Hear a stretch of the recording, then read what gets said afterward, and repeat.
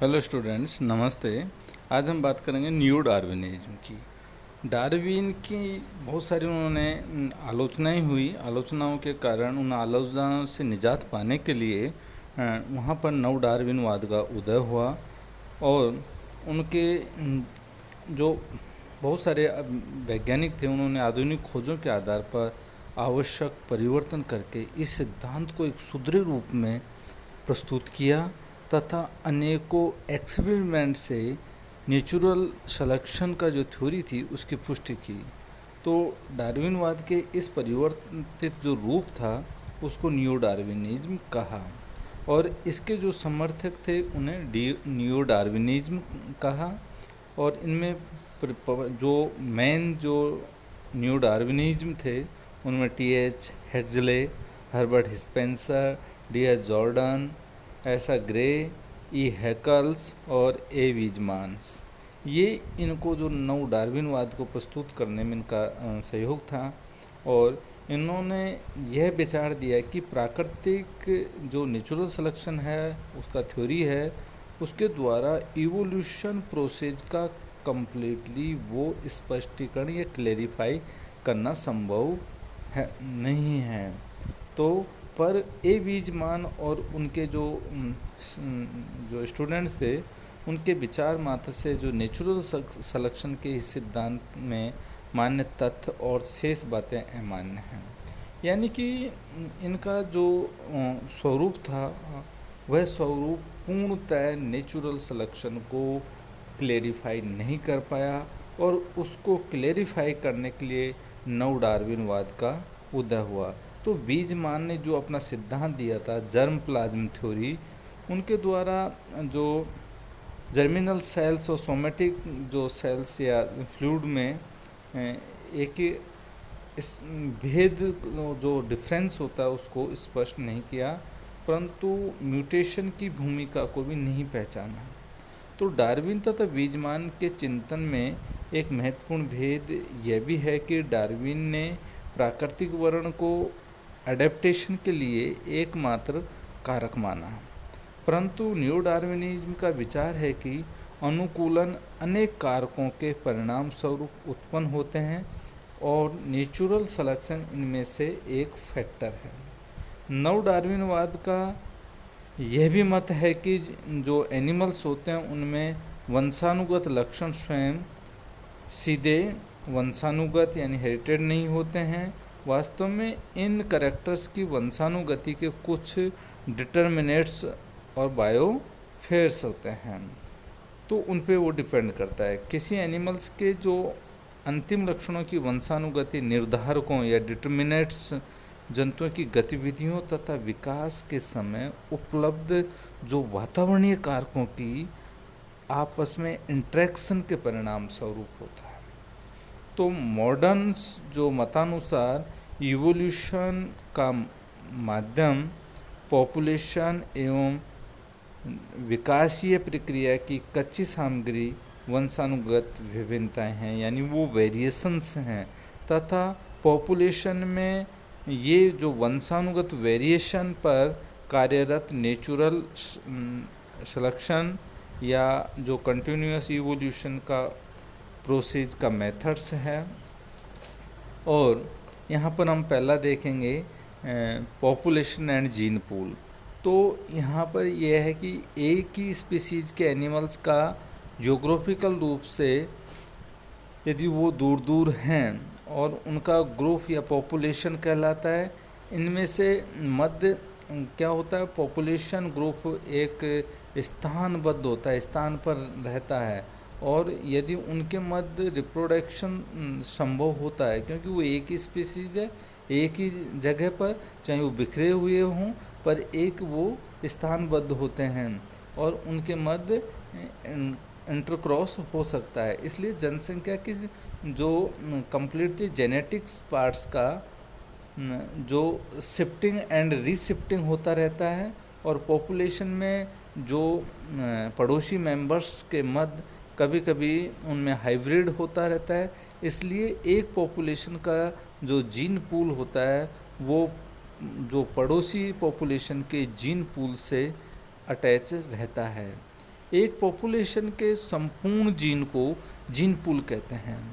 इनमें लगातार इनमें शिफ्टिंग होता रहता है, इसी कारण इवोल्यूशन होता है।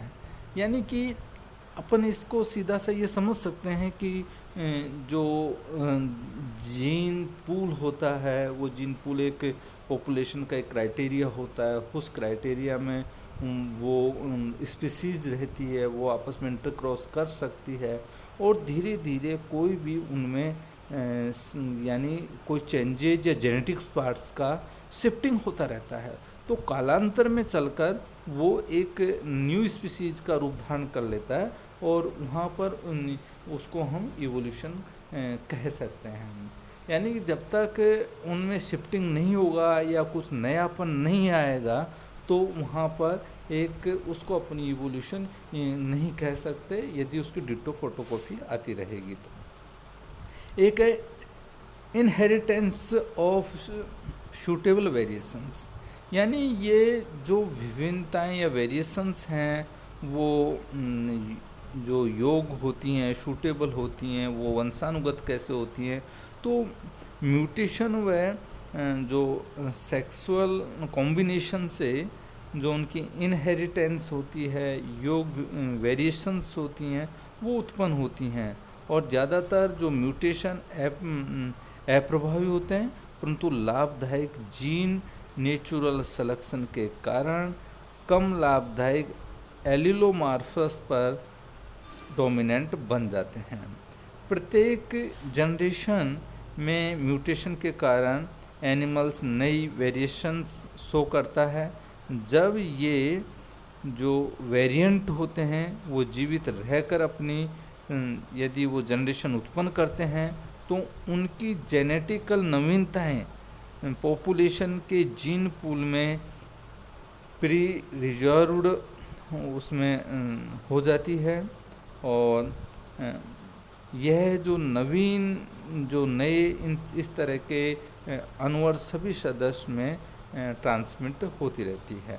यानी कि उनकी जो भी नए जो गुण आए हैं या नए जो उनके जीन्स में चेंजेज हुआ है और यदि वो वेरिएंट यदि अपनी अगली जो जनरेशन बना पाता है तो हम देखते हैं कि वो आगे प्रोसेस में बना रहता है और वहाँ पर इवोल्यूशन जारी रहता है। अभी इसमें अपन नेचुरल सिलेक्शन की बात करेंगे तो अपन देखते हैं कि जो नई वेरिएशंस का जो प्रसार जो नेचुरल सिलेक्शन पर डिपेंड करता है। नेचुरल सिलेक्शन विभेदक जो उनका जनन का ही दूसरा नाम है। पॉपुलेशन के कुछ मेंबर्स अदर मेंबर्स की तुलना में अधिक संतान पैदा करते हैं, वह कम संतान पैदा करने वाले जंतुओं की तुलना में अधिक संतान पैदा करने वाले जंतु अगली जनरेशन में जीन पूल में जीन्स की अपेक्षाकृत अधिक प्रतिशतता प्रदान करते हैं, यानी उनका परसेंटेज जीन पूल में ज़्यादा होता है। इसका जो डिफ्रेंशिएशन जो जनन इसी प्रकार पीढ़ियों तक होता रहता है। तो अधिक जनन करने वाले जो एनिमल्स हैं पॉपुलेशन में अधिक एनिमल्स प्रदान करेंगे। तो इसी कारण जनसंख्या में जीन पूल में अनेक जीन अधिक प्रचलित हो सकते हैं। तो नवडार्विनवाद में फिर बहुत सारे एक्सपेरिमेंट हुए, जैसे वेल्डन का जो एक्सपेरिमेंट था और वेल्डन ने अपने जो एक्सपेरिमेंट द्वारा यह सिद्ध किया कि जो परिवर्तित वातावरणीय परिस्थितियां होती हैं उनमें natural selection micro changes variations पर इफेक्ट डालता है तथा डार्विन के अनुसार इस प्रकार जाति में जो चेंजेज उत्पन्न होते हैं इन एक्सपेरिमेंट से नदी के पानी की गति को या प्लाईमाउथ साउंड के मुहाने के पास एक जो विशाल ब्रेक वाटर रखकर कम किया जा सकता है। और वहाँ देखते हैं कि जो वहाँ पर ब्रेक वाटर्स होता है उसके जो चीनी क्ले होती है उसका अधिक जमाव होता है और वहाँ जो निवास करने वाले जो केकड़े होते हैं, क्रैब होते हैं, उनकी डेथ का कारण बना रहता है। तो जीवित रहने वाले जो क्रैबों के जो फ्रंटम होता है उसकी चौड़ाई जो नष्ट हुए जो क्रैब्स होते हैं उनके फ्रंटम की तुलना में थोड़ी सी कम होती है। और वहाँ हम देखते हैं कि जो चेंजेज यदि वर्षों में फ्रंटम की चौड़ाई धीरे धीरे कम होती गई। इस उदाहरण में हम देखते हैं कि नेचुरल सिलेक्शन के प्रभाव की तीव्र गति देखी जा सकती है। यानी कि यहाँ पर देखा कि जब वहाँ एक जो क्ले होती है उस क्ले का यदि वहाँ पर जमा हो जाता है और वहाँ उस क्ले के अंदर यदि क्रैब रहता है तो क्रैब में अपन देखते हैं कि उसकी जो क्रैब उस दलदल में यानी मर जाता है और मरने के बाद हम देखते हैं कि उनकी फ्रंटम जो साइज़ था उसका क्रैब का वो उसकी चौड़ाई कम थी, इसलिए वो वहाँ सरवाइव नहीं कर पाया। इसी तरह से अपन मेंटिस के साथ इन्होंने जो सेस्नोला का एक्सपेरिमेंट किया और इसमें बताया कि सेस्नोला ने जो कलर मार्किंग को सेलेक्टिव इम्पोर्टेंसी की उन्होंने एक्सपेरिमेंट के लिए चुना और उनका अडेप्टेशन जो बैकग्राउंड वाले जो अडेप्टिव बैकग्राउंड वाले जो कलरिंग थी उनके अधिकतर सदस्य वहाँ पर बच गए और जबकि जो अन्य थे वो मर गए या दूसरे पक्षी खा गए। तो यहाँ पर इन्होंने ये बताया कि जो अपना अडेप्टेशंस या कलरेशन या कलर मार्किंग बॉडी का जो वहाँ का जो क्लाइमेट था, जो वहाँ का अनुकूलन था, उसके अनुरूप यदि उसकी बॉडी का था तो वो अपने दुश्मन से बच निकलने में कामयाब हुए, क्योंकि उनमें कलरिंग का इफेक्ट हुआ और जो अदर कलर के थे वो दूर से पहचाने गए और वो शिकार बन गए। इसी तरह जो अपना populations and the sender of experiment with butterfly pupae, इसमें जो डिफरेंट जो कलर की जो फ्लाइज थी उनमें देखा कि बहुत सारे जो प्रोटेक्टिव कलरेशन वाले प्यूपा थे उनके, और वो उनका पक्ष लेने वाली कंडीशन में रखे गए और अदर प्यूपों को जो विपरीत कंडीशन में रखा गया और निष्कर्ष निकाला कि जो उनका प्रोटेक्टिव कलर था वो उनका उत्तरजीवता का वास्तविक कारक है।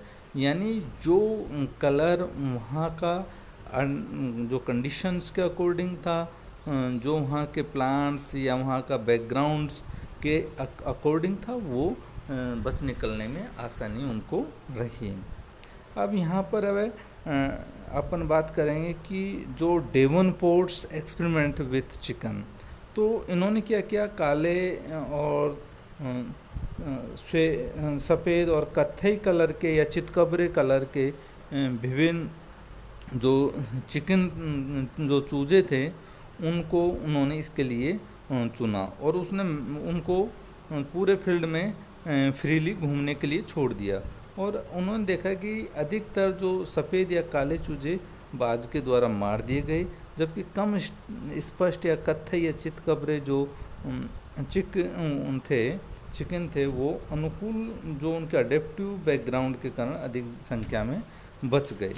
तो इस प्रकार से यहाँ पर जो अपन बात करेंगे कि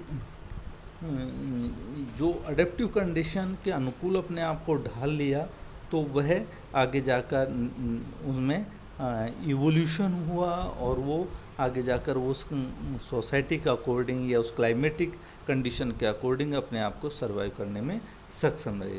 तो डेवलपमेंट का जो या इवोल्यूशन का जो प्रोसेस था उसमें लेमार्क और डार्विन के विचारों की तुलना हुई।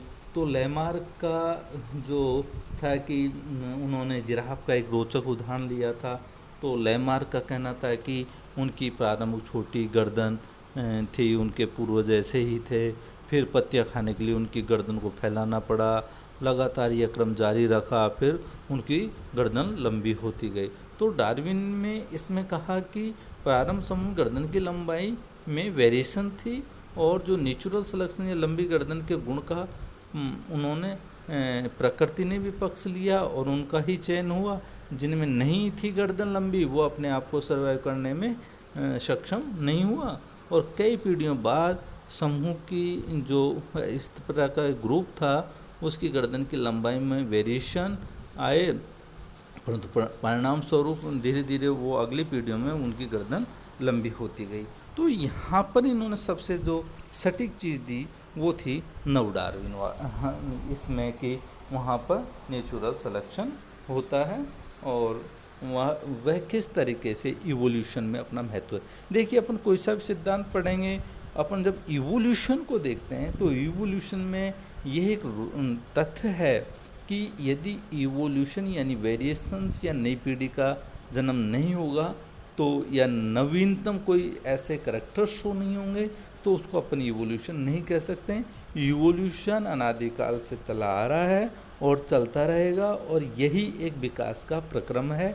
यदि यह रुक जाएगा तो हमारी सृष्टि में जो नवीनतम जो एनिमल्स आते हैं या जो वेरिएशंस आती हैं या नई स्पीसीज आती हैं उनका बंद हो जाएगा और वो अपनी जो बदली हुई जो क्लाइमेटिक कंडीशन है उनके अकॉर्डिंग अपने आप को नहीं बना पाएगा।